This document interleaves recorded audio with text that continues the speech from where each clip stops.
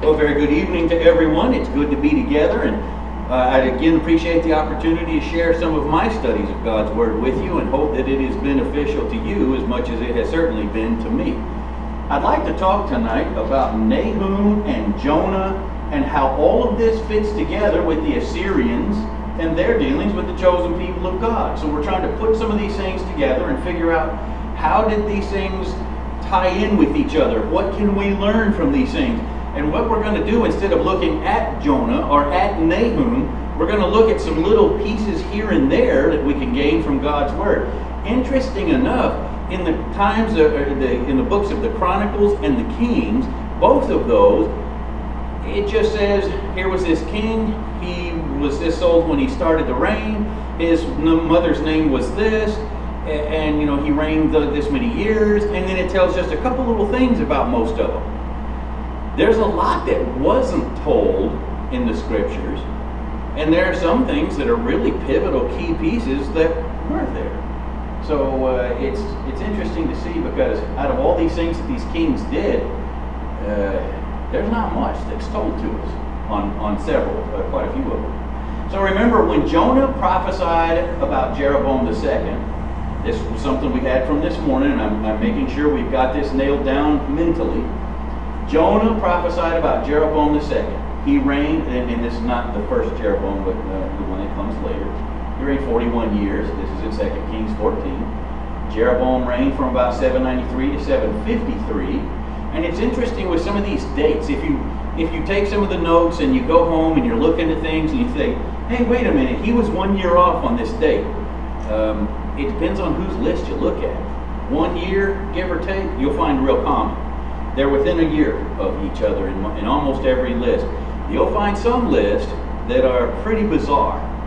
A lot of these lists used to be bizarre until they could trace things back and find an exact date because of a lunar eclipse or something like that that would occur, that they can then go back and check and when would this have happened, and they're able to line things up quite well because of it. So Nineveh fell in 612, and it's generally believed that Jonah went to Nineveh in 780 or 781 BC, and that would give them 169 years roughly before they fell. Now, how do we know that it was like 780 or 781 when Jonah went to Nineveh? How would we know that? Well, Jesus says that you'll be known by your fruits. That's not just of false prophets, that's of everyone, that's of you and me. And it's the fruits that show the difference. Something happened right about 780 or 781 BC. So we'll talk about that in just a moment. Let's look at a list of the kings of Israel.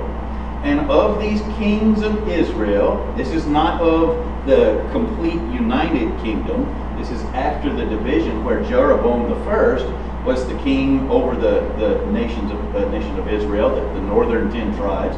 And then finally we come down to Jeroboam II that we were talking about. And that's where we see Jonah prophesied in about the time of Jeroboam II, we think. And then Jonah went to Nineveh, well, he prophesied of Jeroboam II, I should say. But he went to Nineveh, we think, somewhere right about as Jeroboam was coming into office. 782 is when Jehoash stepped out, and 793, yeah, there was an overlap, when Jeroboam II was king. So 793, when Jeroboam was king, and remember these are backwards years, BC. So Jonah went to Nineveh during that time. Well, how would we know that? Well, let's put together some other things. All of these kings in red, we know they had some kind of dealings with the Assyrians. And you see Menahem and Pekah, we've got passages for those. And again, notice 2 Kings 15:19. And then 2 kings later, we're in 2 Kings 15:29. So we don't cover a lot of ground. There's not much given on these kings. So let's look at 2 Kings 15:19. It says, Pul, king of Assyria, came against the land, and Menahem gave Pul 1,000 talents of silver that his hand might be with him to strengthen the kingdom under his control. Now, I don't know about you, but you ever read those lists in the Bible, and it talks about this guy whose son was this guy, whose son was this guy, and you think, why is all this here? And then, so he gave Pul 1,000 talents of silver, and what is that all about? There's some neat things that we can pick up from that, and things that we can have insight into. How was their living? What was it about? We'll talk about that in a few moments as well. Then in 2 Kings 15:29, this will be up here, in the days of Pekah, king of Israel, Tiglath-Pileser, king of Assyria, came and took Ijon, Abel Beth-Maacah, which is just one long name, Genoa, Kedesh, Hazar, Gilead, and Galilee, all the land of Naphtali, and he carried them away to Assyria. So Menahem had some trouble right here. Pekah had some trouble right here. What about Omri, Ahab, and Jehu? Did you know that it doesn't say anything about them having any dealings with the Assyrians in the scriptures? Doesn't say that. But all three of those guys had something to do with the Assyrians. I did some homework. Here's the first one. This is the Moabite stone in the Louvre in Paris. And it says, if you can read cuneiform, it says that King Omri of the king of Israel, which we know as the northern 10 tribes, he was referred to in this as Gomri or Kumri. So they didn't have the pronunciation down the same way we would pronounce it, but it calls him the king of Israel. And when you time the, when was this Moabite stone written, you can time it because of other things, date it, I should say. And you say, oh yeah, this is when King Omri was in power. So they talk about King Omri of Israel. Then the next one is the Kirk Steele from the Battle of Karkar. I don't make these names up. They are interesting names sometimes. And there's the picture of Shalmaneser III, who fought against Israel and Aram. Now, it says in this that King Ahab of Israel sent 10,000 soldiers and 2,000 chariots. I have to take people's word at reading the cuneiform, but I thought, well, that's pretty interesting, that all these details are in there in secular history. Then take a look at this one. We don't know much about Shalmaneser III. There are not many artifacts that survive from the writings that he had done. But there is one called a black obelisk.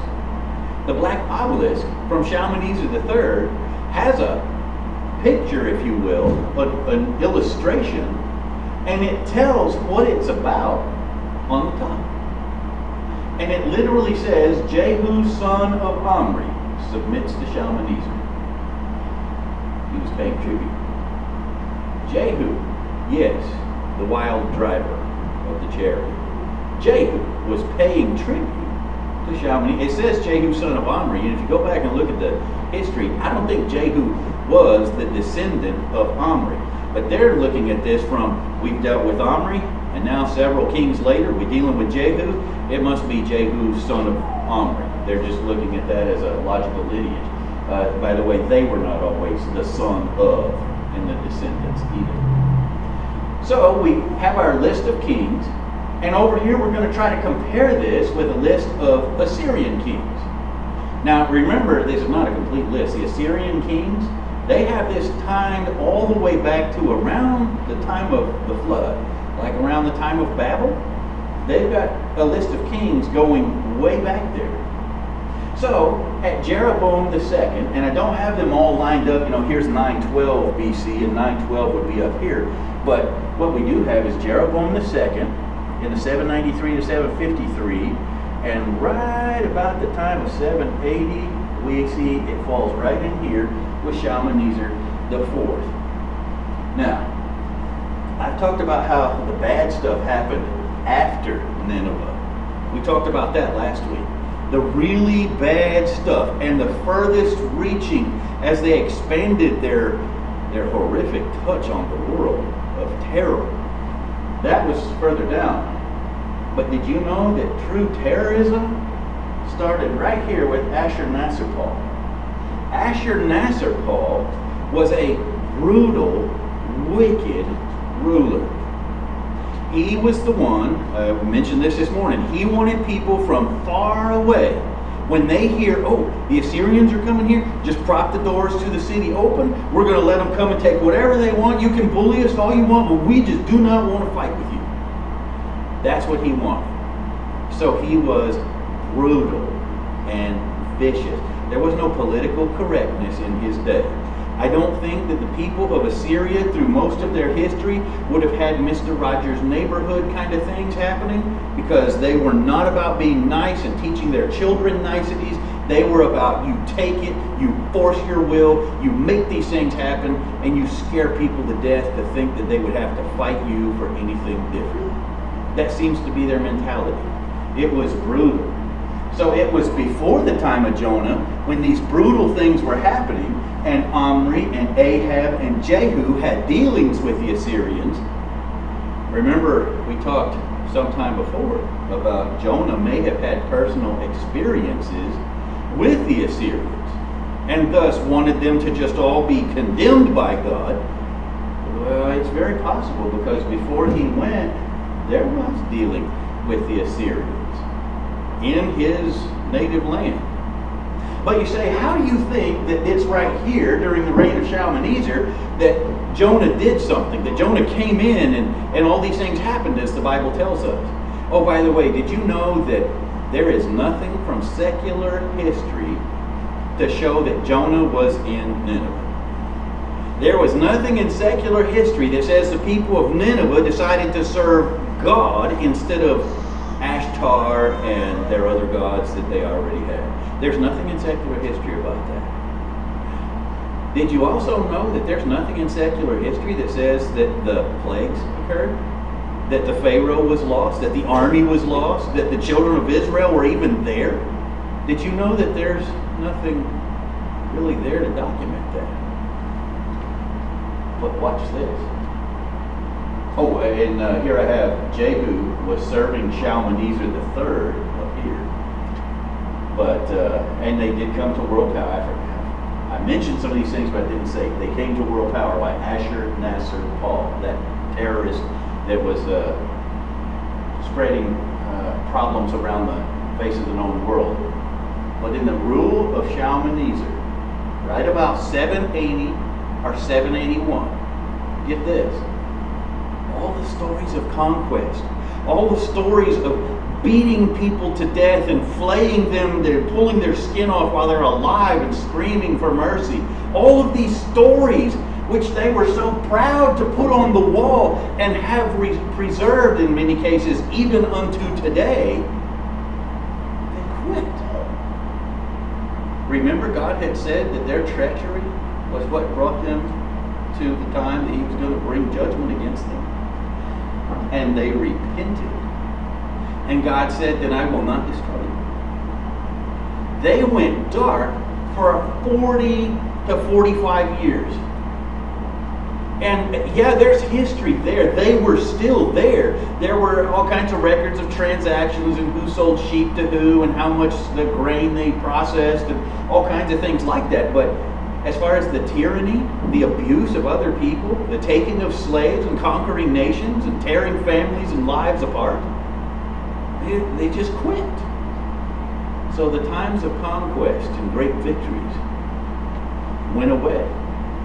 Shalmaneser quit doing it. In fact, kings later in the times of the Assyrians would refer back to Shalmaneser as quite the slouch of the king. That he was a worthless king, that he was no good, that he didn't know how to go out and conquer and conduct war. They kind of forgot about Jonah.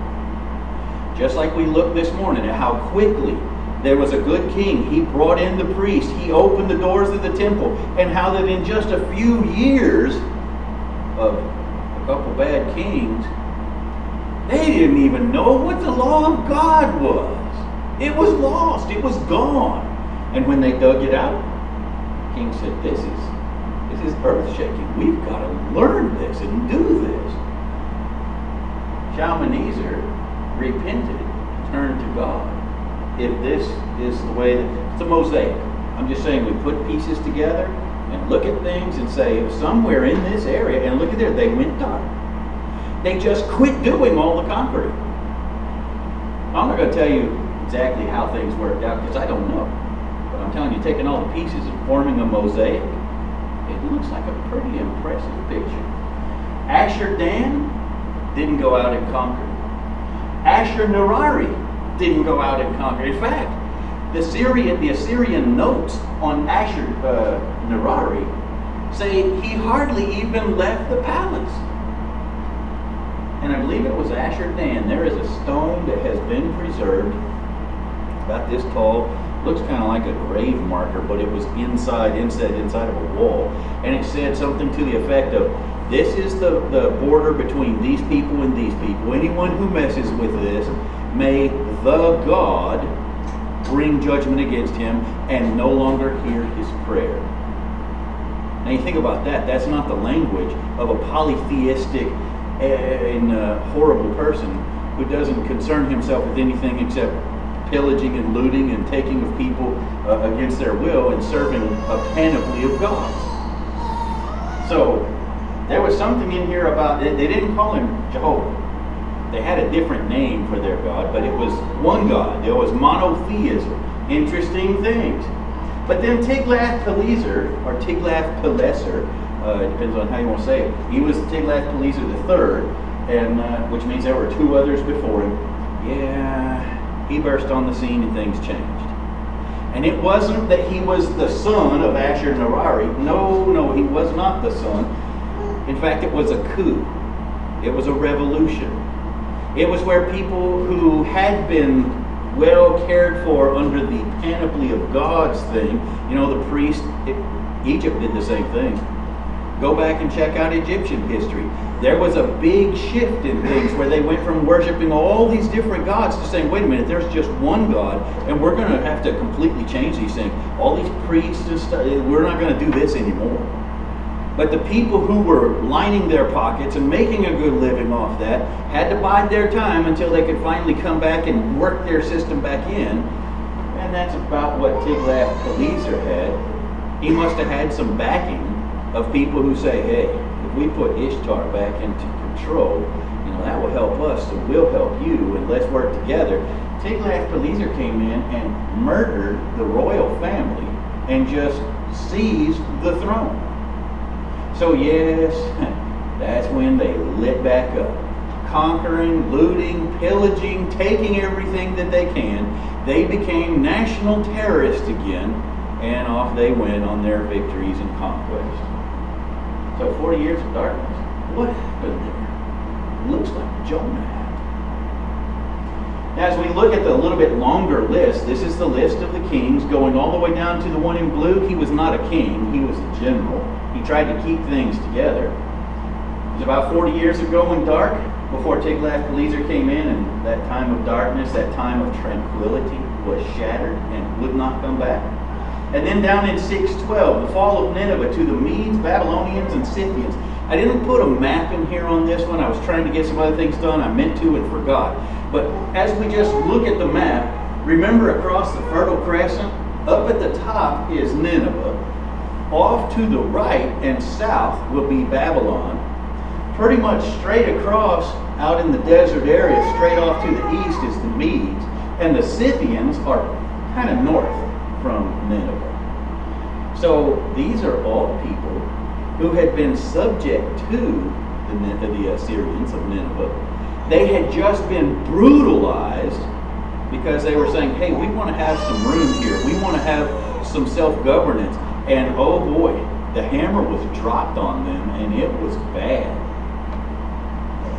So in 612, they picked up the pieces, they came in, and they conquered. But you also remember Esarhaddon and Ashurbanipal. We talked about them a couple weeks ago, where they went down into Egypt and were looting and pillaging and destroying as far as Thebes, 500 miles up the river of Nile. And in 612, when they heard, hey, they're going to go sack Nineveh. Can you imagine, put yourself back in their time. You've got a chariot, which is the best means of travel, what I know. You might not have springs on it, but you've got a chariot. You can take your army and go all the way up to Nineveh. You know, if they gave you all the gold you could carry home, you got to realize you might be dead just from the journey. You might be dead from the battle, but the whole army of the Egyptians came all the way up there, not even to be a part of the coalition, but just to say, we'll help. Why'd they do that? Because the scars from what the Assyrians had done to them were so bad. They said, we remember what was done to us. We'll be there to help you make sure it doesn't happen again. When Nineveh fell in 612, Ashur-uballit was the general that escaped from there, and he was able to run with some of his men. They went as far as Haran, and then, they were obliterated not long after that. Haran was destroyed by a coalition of Syazares of Media and Nabopolassar of Babylonia. 608, 609, somewhere right in there, the Assyrians were never heard from again. I mean, that's just so mind-blowing. Egypt, with all that happened to Egypt, they were heard from again. They're still there today. But the Assyrians, not so. Just look at Tiglath-Pileser. As he burst back onto the scene, what did Tiglath-Pileser do in his reign of 745 to 727 BC? The first thing was he came to Samaria, and we see a case they spelled out for us in 2 Kings 15, where he got 1,000 talents of silver. So 1,000 talents of silver. Well, 1 talent is 75 pounds. No one carried around a talent of anything on a casual day-to-day basis because, for one, it's too heavy. Number two, you're inviting trouble. If somebody could take you down and have a lot of silver or gold or whatever it is you carry. A talent of gold is a king's ransom. In some cases, it's a nation's ransom. But this 1,000 talents would be 75,000 pounds of silver. And if you have 75,000 pounds, 16 ounces in a pound, you can run down and get an ounce of gold or silver right now for about 20 bucks. So if we put it into terms of our money today, 75,000 times 16 times 20 would give you $24 million. I remember back then, things bought stuff a lot better than they do today. But it would be $24 million to say, here's this money, if you'll just go away, we'll give you all of this. And Tiglath-Pileser said, sure, have a little taste of the sweetness of Samaria. But you can know he'd be back. If he can get $24 million just by showing up. So yeah, tribute began. Tribute, that's extortion, whatever you want to call it.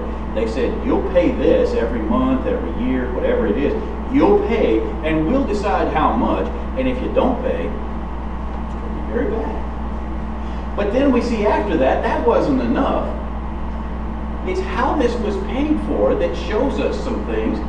2 Kings 15, starting at verse 17. Read with me what it says here.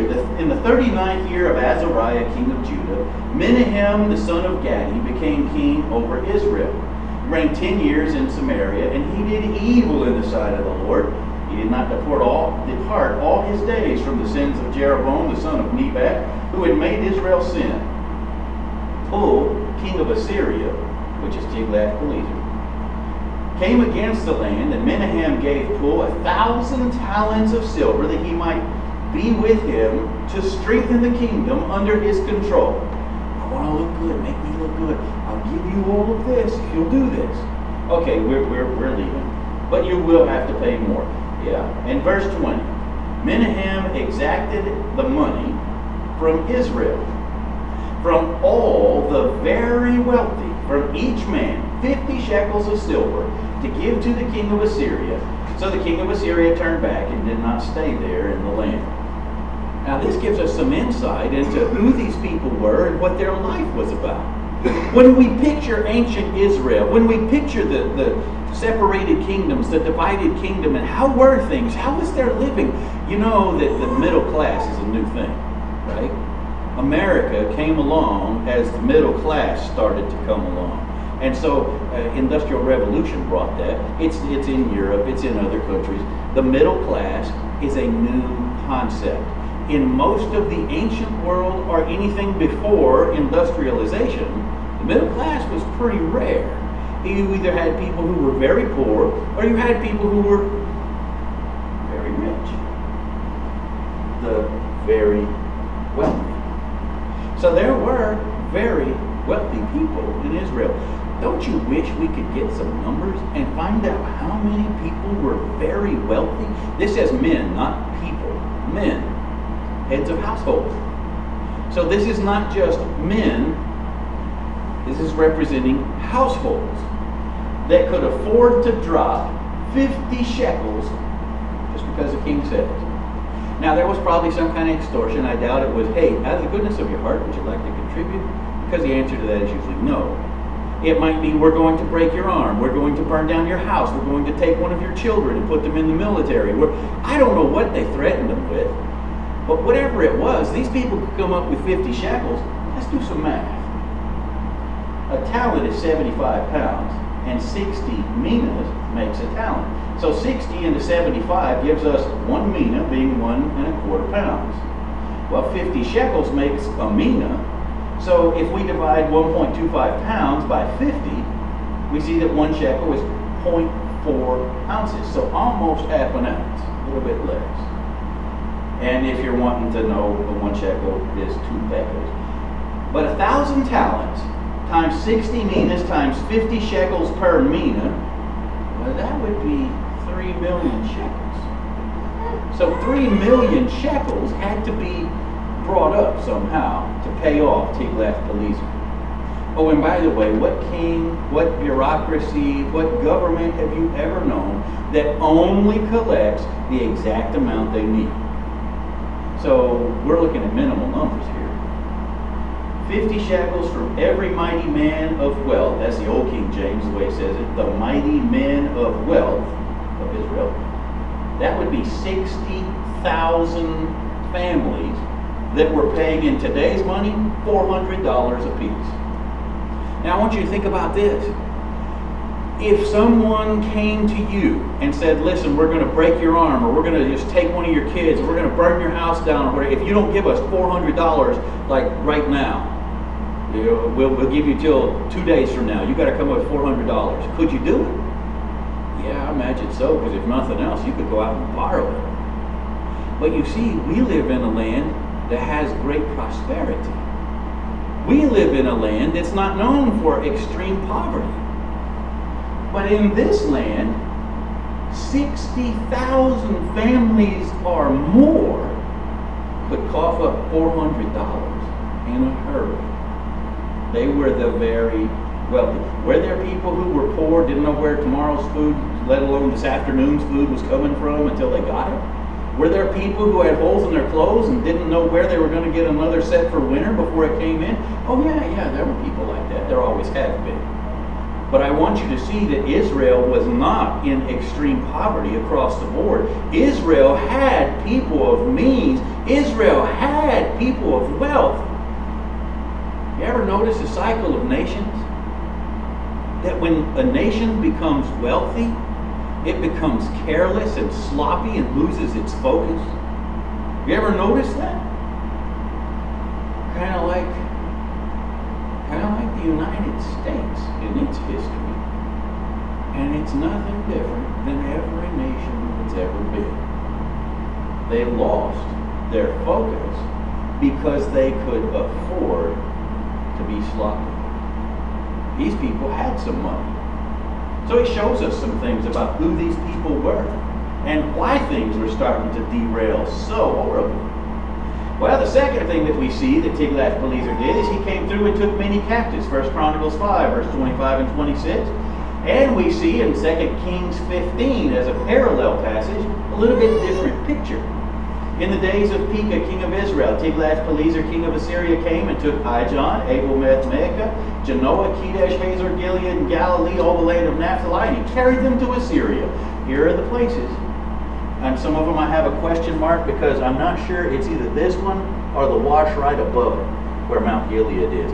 This one, I've got a question mark on the land of Naphtali because it really comes almost all the way up here, but I didn't want to overlap some of the circles. The area of Galilee, I never have found a map that says this is the area. It's a broad area. And Abel, I'm not sure if that's Abel-Beth-maachah. I couldn't find that one on the map for sure. But notice the passage that we had looked at, that I had listed earlier, 1 Chronicles 5, 25 and 26. Here's the area that we just looked at. But in this passage, it says, so the God of Israel stirred up the spirit of Pul, king of Assyria. And you say, well, how do you know that's Tiglath-Pileser? That is Tiglath-Pileser, king of Assyria. Oh, yeah, it's neat how a little bit of verses here, a little verses here, a little verses here, you put them together, you see the mosaic. Oh, this is who Pul is. Tiglath-Pileser, king of Assyria, he carried the Reubenites, the Gadites, and the half-tribe of Manasseh into captivity. He took them to Halah, Habor, Hara, and the river of Gozan to this day. So you see all of this area. This is huge. And Tiglath-Pileser, maybe he came in all at once. Maybe he did this in two separate parts in the same season. I don't know. We don't have those details. But we do know that Tiglath-Pileser was not just coming to a little village and saying, hey, everybody get in the cart, I'm going to take you away. This was sieging cities. This was murdering families. This was tearing people's lives apart. This was bad. And so Tiglath-Pileser comes in and takes money. Now he sets up tribute. Now he comes in and starts taking people as slaves, trying to build things up for himself, and let them go back and do slave labor until they just die. And then finally we see him come into the realm of Judah. Judah has been spared up to this time, but Judah opens the door just like Nineveh later did and said, come on in. Yeah, ask Tiglath-Pileser for help against Syria and Israel. Now this one, we see the passage, it says, then Rezin, king of Syria, and Pekah, the son of Remaliah, king of Israel, came up to Jerusalem to make war. It doesn't say why. Why did they do this? Well, Syria was just kind of mean, and Israel was an enemy at this point, and so I guess that's what it was. Well, actually not. You see, this started off with the Egyptians. The Egyptians sent out, we know this from secular history, they sent out emissaries who came to different points and said, hey, they came to Judah and Judea, and they talked to Ahaz, the king we're going to read about here. They talked to Ahaz and said, look, we can't take on Assyria by ourselves, and you can't either. But we know you're paying tribute. We know we're paying tribute. And so are the people of Israel and Syria. We could get together. And they've already said they will do this. And look, and they had the Ethiopians there with them. And they said, the Ethiopian warriors are the most fearsome warriors on earth. They are here. We are here. We will stand with you. We want to know, can we trust you to help us defeat the Assyrians? And Ahaz said, I will have no part to do with this. Now, your first reaction would probably be say, yay, good for Ahaz. He was going to say, I'll trust in God. I will not trust in these heathens. But that's not what he was doing. In fact, there was a discussion between him and Isaiah concerning parts of this. We see bits and pieces of this. And Isaiah tells him, God said, you will prevail. Just do what's right. God will let you prevail. These people will not be able to take you. Well, instead of turning to God, he turned to Tiglath-Pileser. Rezin, king of Syria, and Pekah, the son of Remaliah, king of Israel, came to Jerusalem to make war. They besieged Ahaz, but they couldn't overcome him. So Ahaz sent messengers to Tiglath-Pileser, king of Assyria, saying, I am your servant and your son. Come up and save me from the hand of the king of Syria and from the hand of the king of Israel who rise up against me. He didn't say, come save my country. He didn't say, come save my people or my city. He said, come save me. Doesn't sound like a very good king, does it? So Ahaz took the silver and the gold that was found in the house of the Lord. It's not his to do this with. He took the silver and gold that was in the house of the Lord and in the treasuries of the king's house and sent it as a present to the king of Assyria. You know, even the king's gold wasn't really his to just go and frivolously throw away. If the president sits in the White House, does he have access to the paintings and all those fancy things from hundreds of years ago? Yep. But he can't just go and give them away or have a yard sale or pawn them off to somebody. It's not really his in that way. This is what he's doing. Ahaz just says, I'm going to do whatever I want. Verse 9, so the king of Assyria heeded him. For the king of Assyria went up against Damascus and took it, carried its people captive to Kir, and killed Rezin. Ahaz says, I guess I got that thing. And that's when Ahaz went up to Samaria to meet with And by the way, the king of Samaria, Pekah, was also put to death. So he goes up to meet Tiglath-Pileser in Samaria, and he sees, here's this altar from Assyria. I didn't put these passages in here, but it's all spelled out just after this, I think in the next chapter. And he sees this and says, oh, this is fashion, this is awesome, this is good.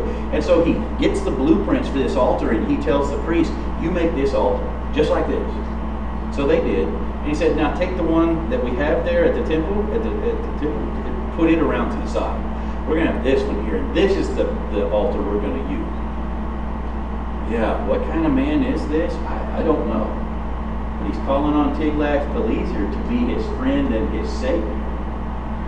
And what this brings me to is Isaiah 5. Now, before you say, what? Isaiah 5? What does this have to do with the Assyrians and the children of Israel and how this all interrelated? I think it has everything to do with it. You see, Isaiah 5 is the story of the Lord's vineyard and how the Lord worked at it, and it failed.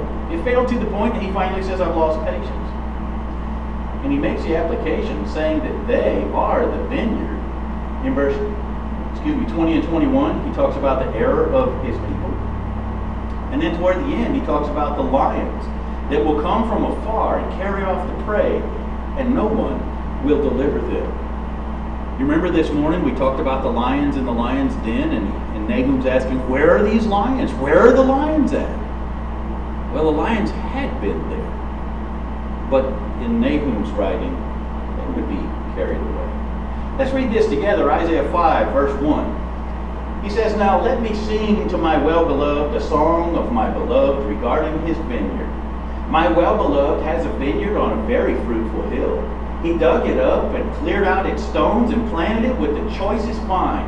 He built a tower in its midst and also made a winepress in it. So he expected it to bring forth good grapes, but it brought forth wild grapes. I don't know if you've ever messed with grapes very much, besides the store, but when you go out into just natural setting and you pick grapes, the way to tell which ones are good and which ones are wild, just taste it. They're not mushrooms, they're not going to kill you, but they're going to taste really bad. Yeah, we used to go out and pick the wild grapes. But instead of making grape jelly, you're kind of making sugar jelly that's grape flavored. Because it takes so much more sugar because they are extremely bitter. Very, very, not bitter, sour. Sour is the word. Very sour grapes. So verse 3, and now, O inhabitants of Jerusalem and men of Judah, judge, please, between me and my vineyard. What more could I have done to my vineyard that I have not done to it? Why then, when I expected it to bring forth good grapes, did it bring forth wild grapes? And now, please let me tell you what I will do to my vineyard. I will take away its head, and it will be burned. And break down its wall, it will be trampled down. I will lay it waste. It shall not be pruned or dug. There shall come up briars and thorns. I will also command the clouds that they rain no more on it. For the vineyard of the Lord of hosts is the house of Israel, and the men of Judah are his pleasant plan. He looked for justice, but behold oppression. For righteousness, but behold a cry for help. Every king of Israel was bad.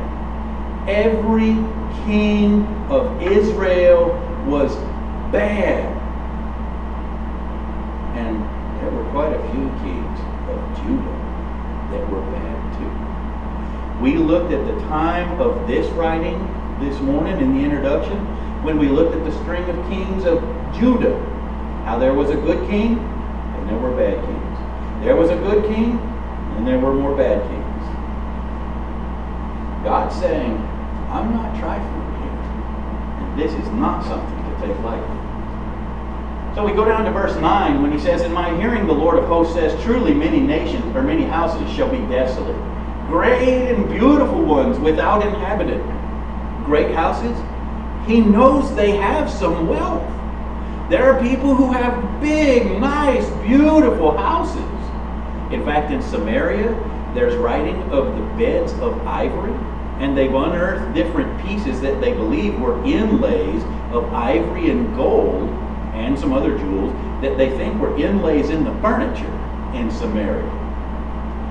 Verse 11, woe to those who rise early in the morning that they may follow intoxicating drink, who continue until night, till wine inflames them, the harp and the strings, the tambourine and flute, and wine are in their feast. But they don't regard the work of the Lord, nor consider the operation of his hands. What is he saying? These people are into drinking. These people are into music. These people are into parties, feast. They're not into knowing God's will, and they're not into doing God's will. They got time for everything but that. Do you see the pattern? Do you see a similarity between that and something we know about today called our society? Verse 13, therefore my people have gone into captivity. So the captivity's already started. Because they have no knowledge. Their honorable men are famished, and their multitude dried up with thirst. Why are people dying of hunger and thirst? Well, it's not physical, not yet. It's spiritual. And it's because they don't have knowledge. You know, as we reflect back on the children of Israel, the north and the south, how much time do we spend in God's Word? How much time do we spend grounding our children to know God's Word? How much time do we spend teaching them to exercise sound judgment that they can handle God's Word accurately? Because I don't think these people do. Verse 14 says, therefore, Sheol, the place of the dead, has enlarged itself and opened its mouth beyond measure. Their glory and their multitude and their pomp, and he who is jubilant shall descend into it. All that happiness and glory and wealth and prosperity and joy and all the things they were doing, it's not going to do any good. Verse 15, people shall be brought down, each man shall be humbled, and the eyes of the lofty shall be humbled. But the Lord of hosts shall be exalted in judgment, and God who is holy shall be hallowed in righteousness. We go down to verse 18 where he says, woe to those that say, let him make speed and hasten his work, that we may see it. And let the counsel of the Holy One of Israel draw near and come, that we may know it. And they're saying, in essence, well, let God hurry up. We want to see what he's going to do. We want to see what God's saying. And he said, no, they don't. Woe to those who call evil good and good evil. Hopefully you remember that passage. It's one that would hopefully ring a bell. Did you ever see the setting in which this passage was given? He's talking about his own people, and he's talking about why they were carried away. Woe to those who call evil good and good evil, who put darkness for light and light for darkness, who put bitter for sweet and sweet for bitter. Woe to those who are wise in their own eyes and prudent in their own sight. I know. That sounds like the mainstream media. That sounds like politicians. That sounds like, go on with the list. You know, whoever the biggest target is, it's easy to see that. But the target is also in the mirror that we have to examine. Because the people who are out there somewhere are not as much our responsibility as the one we see in the mirror. If we're not doing what is right, how are we any different? Verse 22, woe to men mighty at drinking wine. Woe to men valiant for mixing intoxicating drink, who justify the wicked for a bribe and take away justice from the righteous man. Therefore as the fire devours the stubble, and the flame consumes the chaff, so their root will be as rottenness, and their blossom will ascend like dust, because they have rejected the law of the Lord of hosts, and despised the word of the Holy One of Israel. Therefore the anger of the Lord is aroused against his people. He has stretched out his hand against them and stricken them, and the hills trembled. Their carcasses were as refuse in the midst of the streets. These were different times. Refuse was in the streets on a daily basis because animals were coming through. And he says that's how their dead bodies will be. Scattered in the streets. What a picture. A gruesome, disturbing picture. And he says it's already started, and it's just getting to go. And finally he says, go down to verse 25, for all this, his anger is not turned away, but his hand is stretched out still. He will lift up a banner. Now this is where we get, you say, well, how does this have to do with Assyria? He will lift up a banner to the nations from afar. He's telling Israel and Judah, the deportations have already begun, and I'm going to make it worse. The dead bodies are going to be everywhere in the street. He will lift up a banner to the nations from afar, and will whistle to them from the end of the earth. Surely they will come with speed, swiftly. You know, David used to pray that the ways of his enemies would be made slippery, that they would fall. He even mentions that they would bust their teeth out. He asked God to break their teeth out of their mouth. There's no such thing here. He's telling them now, don't even bother asking for their way to be slick, for their suffering to come upon them. He says, they will come up swiftly with speed. No one will be weary or stumble among them. Nope. No one will slumber or sleep, nor will the belt of their loins be loosed, or the strap of their sandals be broken. Time and chance overtake them all. He says, not here.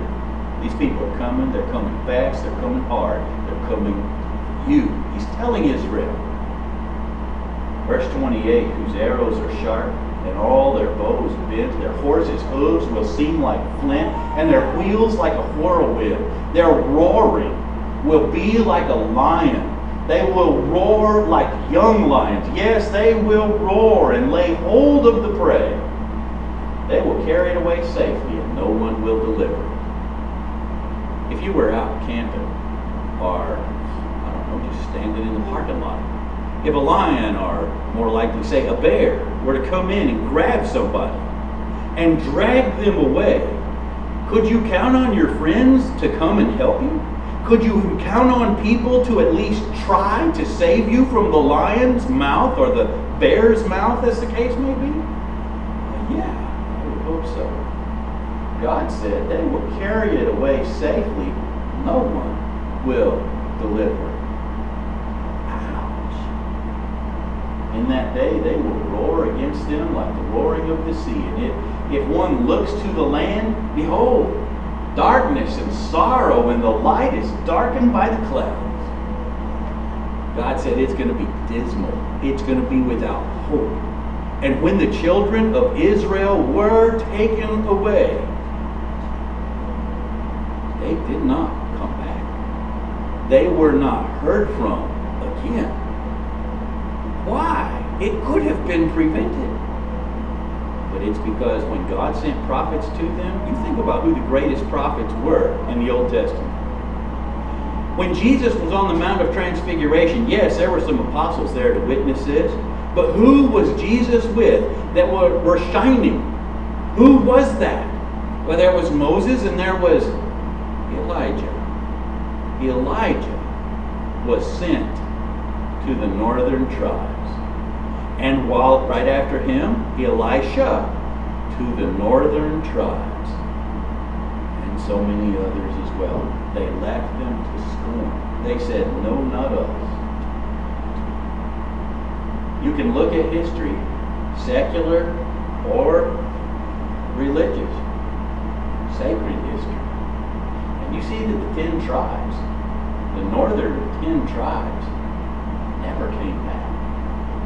You can look at history, sacred or secular, and see that Assyria never came back. They've built all around that. It's a bustling city, but that place of Nineveh has never been rebuilt. Wow. How do we put all this in together a picture? Why is this important to know? Because there is a place for you and me where we will not come back. Not in this life, not as we are right here. We will be gone and not come back. Not here, not in this life. But I want want you to see that those Assyrians that are gone from the face of the earth, they will be there in that great day of judgment. The 10 tribes and all of the people within that, they will be there in that great day of judgment. All of the prophets who stood without compromise will be there in the great day of judgment. And so will you and I.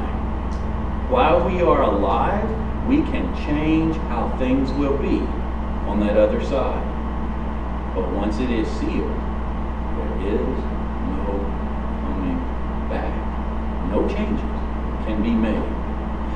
If you're not right with God right now is time to make yourself right. Now is the time to say, I will do this no more. People from Israel had changed and said, I will repent and I will follow God. People from Nineveh had done the same.